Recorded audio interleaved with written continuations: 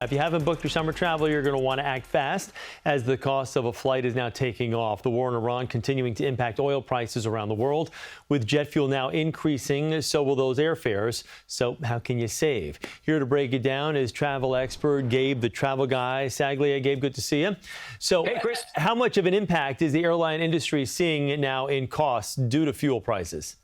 Yeah, those costs are climbing. You and I are eyeing the gas pump prices, and airlines are doing very much the same. Jet fuel prices, when the Iran situation started, was sitting at about $90 a barrel. This morning, it's at about $175 a barrel. That's 11% higher than just a week ago, 83% higher than a month ago. So certainly, when you consider that 25% of airline costs come from jet fuel, as soon as those spikes happen, your airfare price is going to climb considerably as well. The thing is that European airlines hedge their fuel, right? Lufthansa, EasyJet, they've got most of the pricing for their fuel mapped out for the rest of 2026. U.S. airlines don't do that. So when you see these spikes, they immediately affect airfare pricing. And so we'll start to see that here in the next couple of weeks. 5 to 10% higher European fares and Asian fares, even higher than that. All right, so we're already seeing chaos at the airports across the country with long wait lines and wait times. While that's related to the partial government shutdown, why is it possible we might see this continue due to the war?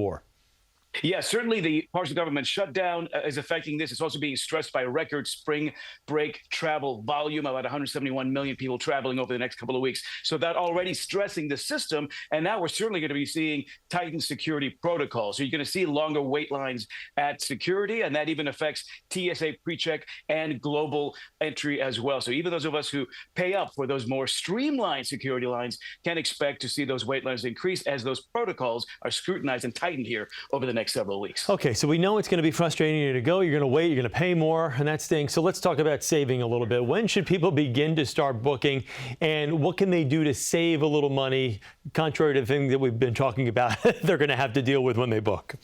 Great question, Chris. And good news here is that, yes, we do expect prices for summer travel, in particular, July and early August, to be recalibrated here and sort of reassess in the next 2 to 4 weeks. So I'm thinking we've got between now and the end of March to lock down airfare if we know we're going to be traveling in July and August. I think also the increase in airfare prices to Europe and Asia in particular may get a lot of folks rethinking international travel. That could put a strain in domestic airfare pricing as well. So if you're staying even within the U.S., I'd say that between now and the end of March is your best window of opportunity. Also consider traveling later. The biggest demand for summer travel will be mid-June through mid-August. If you can push your summer travel to that latter part of August into September when the kids are all back at school, that certainly minimizes competition. That might be a more affordable time to travel. And certainly consider avoiding those basic economy fares. Go for those refundable tickets, or at minimum, standard economy, because if your plans do change last minute because you feel uneasy or because there are simply